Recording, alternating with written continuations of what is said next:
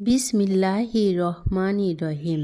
বিশ্ব আধ্যাত্মিক জ্ঞান সঞ্চার দরবার শরীফের প্রতিষ্ঠাতা আমার মুর্শিদ কিবলা গাউসুল আজম শামীম আলী চিশতির দরবার হইতে আমি কুলসুম চিশতি আপনাদের সকলকে জানাই আন্তরিক শুভেচ্ছা ও অভিনন্দন। আমার মুর্শিদ কিবলা গাউসুল আজম শামীম আলী চিশতির লেখা গ্রন্থ থেকে কিছু তত্ত্বকথা আলোচনা করিব। আশা করি আপনারা সবাই আমার আলোচনাটি মনোযোগ ও ধৈর্য সহকারে শুরু থেকে শেষ পর্যন্ত সম্পূর্ণ আলোচনাটি শুনবেন।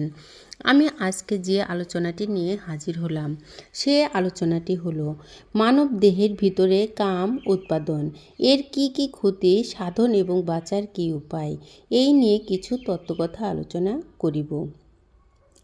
এই কথাগুলো একজন সাধকের জন্য। একজন মানুষ সাধক দেশে যাইতে গেলে সবচেয়ে বড় সমস্যা হইয়া দাঁড়ায় তাহার কাম পিপাসা। কারণ কি? দেখা যায় সাধারণ মানুষের চেয়েও বেশি কাম পিপাসাই হইয়া ওঠে। মূল কারণটি হইল, যখন এই সাধনাটি সাধন করিতে শুরু করে তখনই দেখা যায় তাহার কাম উত্তেজনা বাড়িতে থাকে।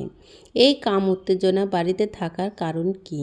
কোনো গর্তে যদি সর্প থাকে আর ওই গর্তে যদি কেউ লাঠি বা বাঁশের আগা দিয়া খোঁচাইতে থাকে, তখন সর্পটি ফোঁস করিয়া ফানা ধরিতে থাকে। কিন্তু বাঁশের আগা দিয়ে খোঁচা দেওয়া বন্ধ করা যাবে না, কেননা সেই বাঁশের খোঁচার আঘাত পাইতে পাইতে সর্পটি আহত হইয়া পড়িতে থাকিবে।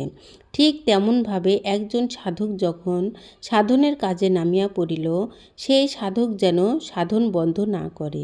সর্প নামের নাফস যতই ফানা ধরুক, সাধনের কাজ যেন বন্ধ না করে, এবং পাশাপাশি যেন সেই সাধকটি নিরামিষ খাদ্য খায় আর নিজ গুরুর নাম এবং রূপের ঘরে যেন বেশি বেশি থাকে ওই নিরিখের দেশে।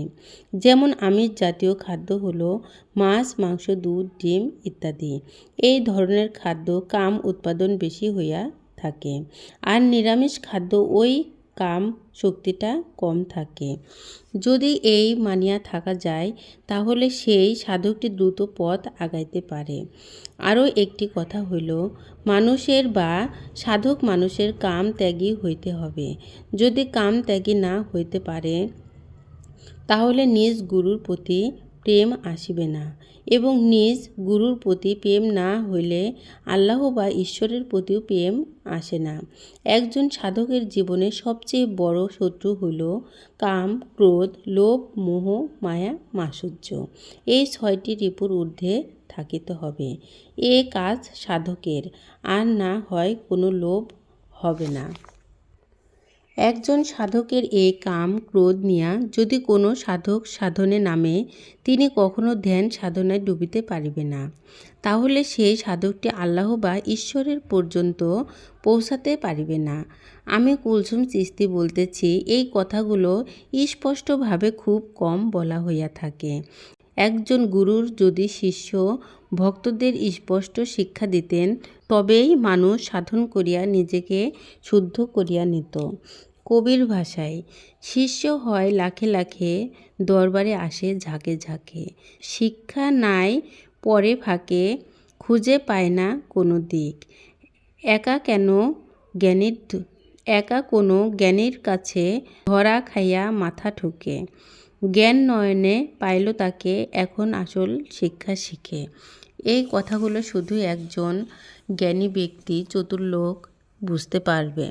আমি যে আলোচনাটি আপনাদের সামনে করেছি, এই আলোচনাটি আপনাদের কাছে কতটুকু ভালো লেগেছে? যদি ভালো লেগে থাকে তাহলে আমাদের এই চ্যানেলটি সাবস্ক্রাইব করে দিবেন। সামনে আরও ভালো ভালো আলোচনা পেয়ে যাবেন, এবং সামনে আপনারা কী ধরনের আলোচনা চান আমাদেরকে কমেন্টে জানাবেন। আমরা চেষ্টা করিব আপনাদের পছন্দ মতো আলোচনা নিয়ে আসতে। আমার এই আলোচনাটি করতে যাইয়া কথা ভাষার ছন্দে কোনো ভুল হইয়া থাকে তাহলে আমাকে ক্ষমা ও সুন্দর দৃষ্টিতে দেখিবেন। সকলে আমার জন্য দোয়া করিবেন, আমি যেন আপনাদের সামনে ভালো ভালো আলোচনাগুলো নিয়ে আসতে পারি এবং শোনাইতে পারি। সর্বশেষে সকলের চরণে হাত রেখে একটি কথা বলতে চাই, আল্লাহ গোপনেরও গোপন। সেই গোপনকে পাইতে হলে একজন কামেল মুর্শিদের কাছে যাইয়া বায়াত গ্রহণ করে সেই গোপন ইবাদত সাধনার মাধ্যমে আল্লাহকে লাভ করিতে হবে।